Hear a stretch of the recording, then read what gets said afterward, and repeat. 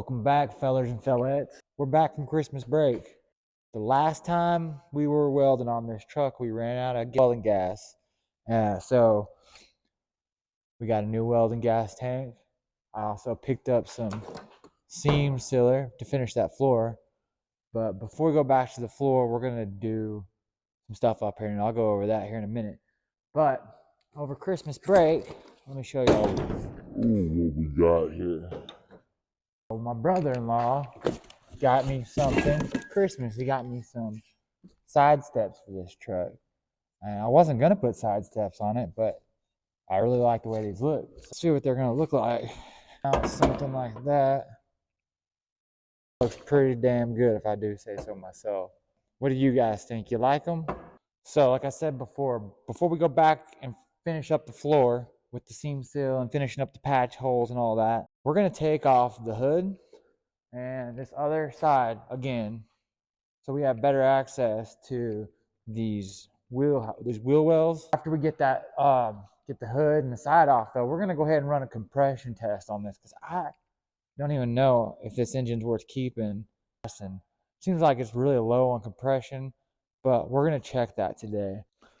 So for starters, I'm gonna go ahead and see if I can get this hood off by myself, and I should be able to. It's a little heavy, but we'll see if I can get that off and go from there.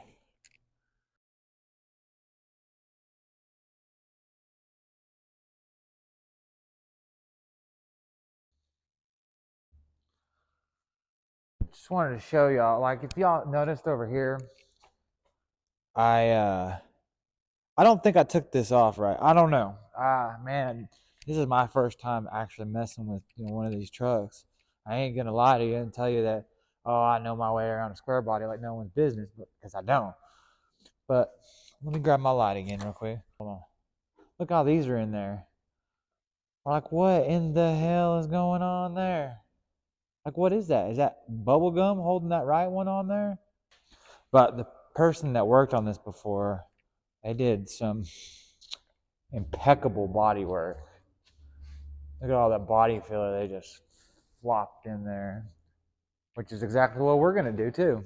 So I think what we're going to do here is we're going to get the death wheel after this.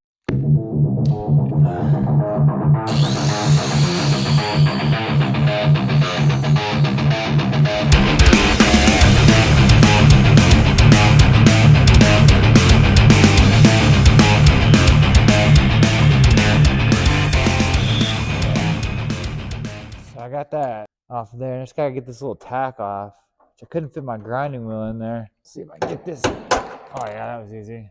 Okay, cool. Shoot. We are epically failing here, but I'm gonna get y'all over here because this is probably gonna fall on me. Oh yeah. Hopefully. Yeah, see, that ain't so bad. Now the really hard part is gonna be me trying to lift this by myself. I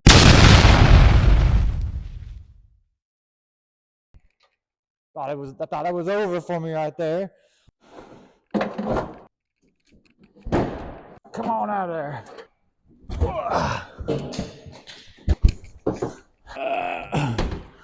Yeah, that's the boy. That's the tree.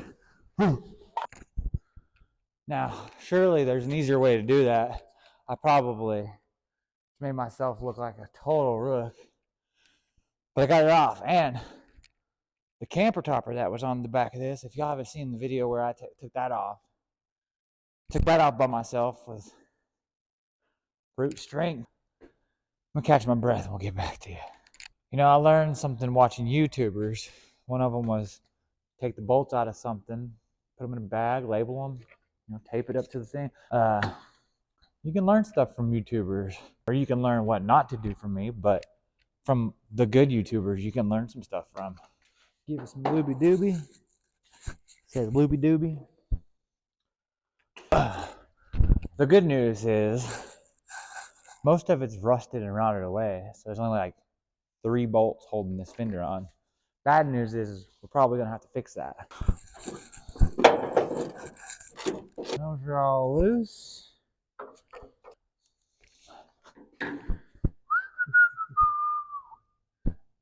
Well, hell, I thought I had a wobbly socket. Guess not. Just hold her at the right angle. It's two. There's one right there, too. Hold on. On the other side, I had to cut this bottom one off. And I ain't scared to do it again. We'll come back to that.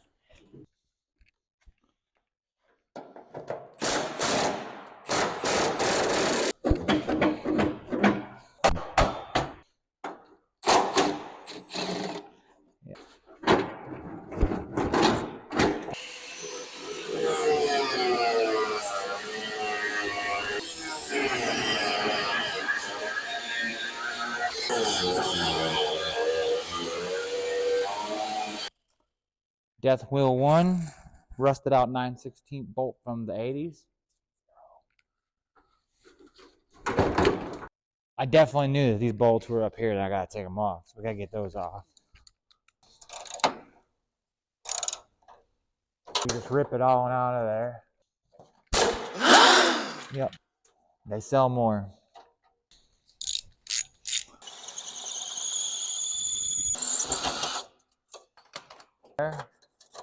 What in the hell? For crying in the mud, dude. 3 out of 4 is not bad.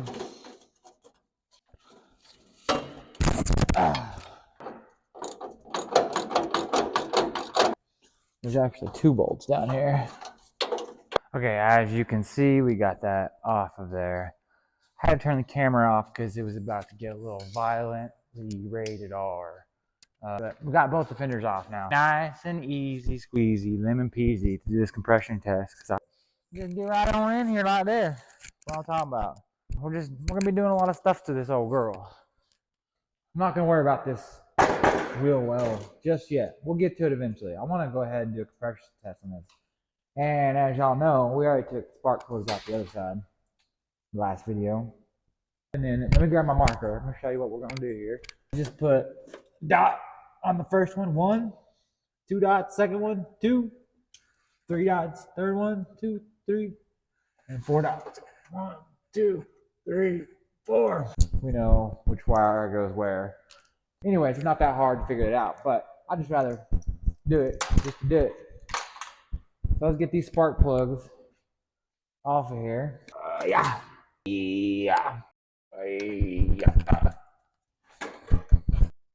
Oh my Lanta, I'm about to bust my knuckles open again. What was I doing? Oh yeah. Number 1. Alright, I'm just gonna get the rest of them out.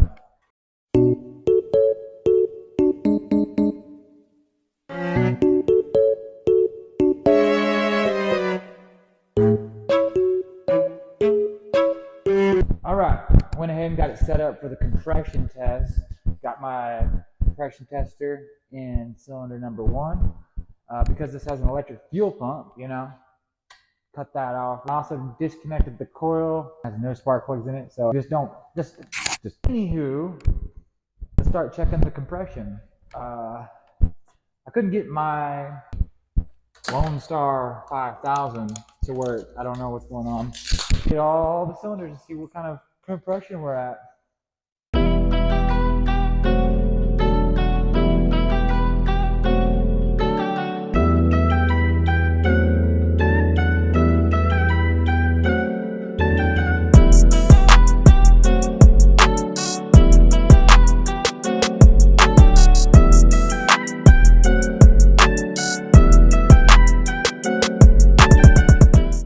Y'all, the numbers are in. What do you guys think? Not looking too pretty. It's alright. Averaging between 120 and 150.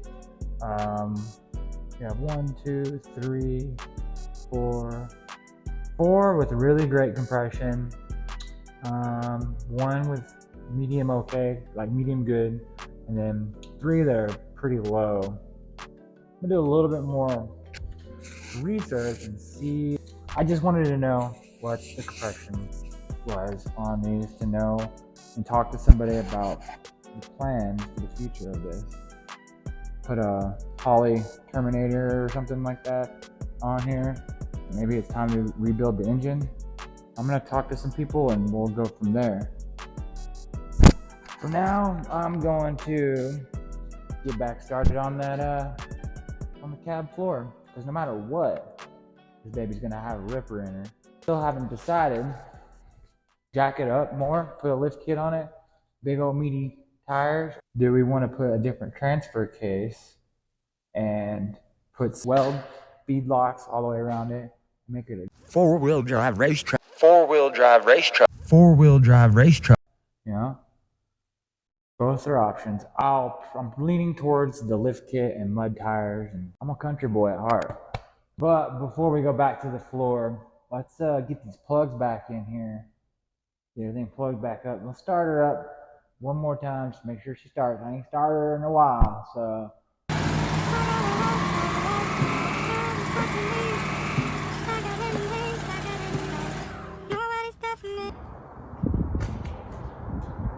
Whoops.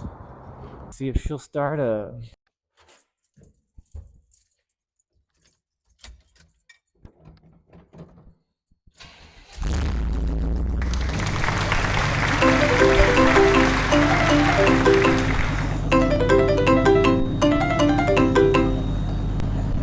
We're back in here. We're gonna finish up this piece right here. Get finished up on the floor. We're gonna start knocking some stuff off the list for this truck. Let's get this stuff done. We're gonna finish putting on our sheets. I already got this side drilled out for the rivets, so I'll rivet that back in, drill my holes out over here, and rivet that side in, and just give it one coat of paint on top of this. Yeah, just like that.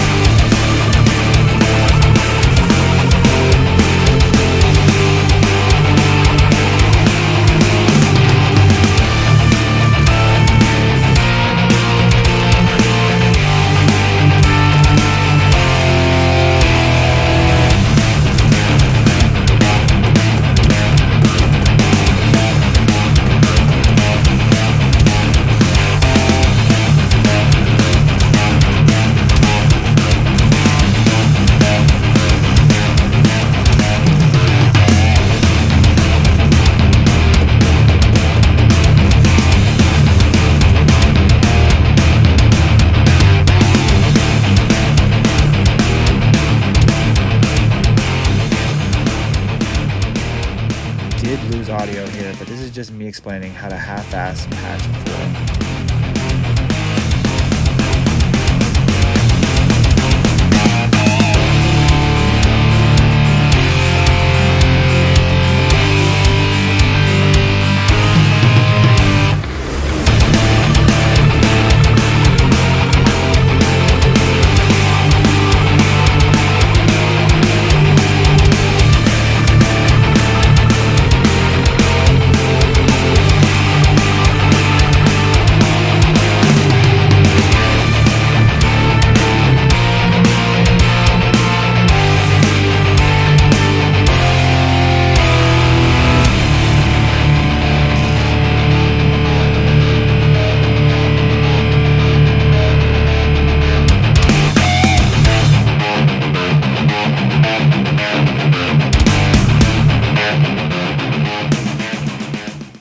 next week I will have some parts ready to go for this thing, man. Maybe we'll finish the bed floor or something, or maybe we'll put headers and exhaust on it. Next week I'm gonna spend some money on the truck, and hopefully y'all come back and see that. Thank y'all for watching this far, and if you haven't liked and subscribed, please do. If you have a good reason for not doing that, and leave a comment. I'm glad to argue with you or not. Pretty soon I'm gonna start doing some painting and body work on the outside of this thing too. If you haven't seen the damage and all the rust that this thing has, go check out like one of the first videos of this thing. It's pretty eaten up. That's why I had to replace the floor, because man, oh man, the rust got this one good. What do you guys think should be next? Should we move on to the bed floor? Should I pull the engine out and put all new seals? Or should we work on something else? Let me know in the comments. And thank y'all again for joining me.